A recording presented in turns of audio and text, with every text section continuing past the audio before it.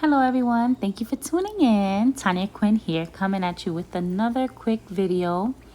I have my client here that came in for a consultation wanting to extend the ends of her locks because she was not happy with them. They were very fragile. A lot of them were thin and a lot of them were short, like these here. This is her before.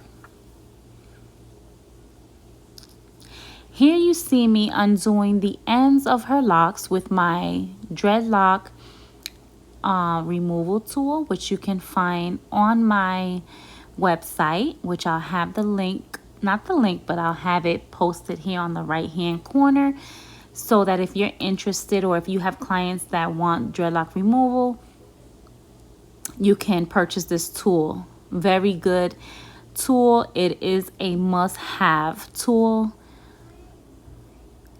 Look at the foundation that I created, undoing the ends of her locks so that I can attach 6 inches of permanent lock extensions that I've made for her. The locks that I made for her, it's a mixture of 0.2 and 0.4 thickness.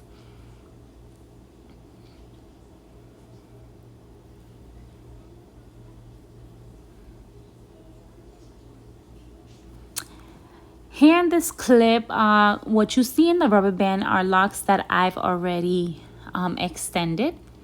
And then the locks to the left and the locks to the right that are loose, those I'm going to extend next.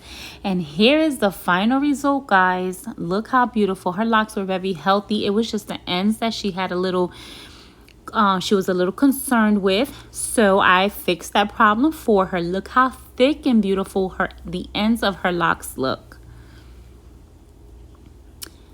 Very seamless. You cannot tell where I installed the permanent lock extensions in the ends.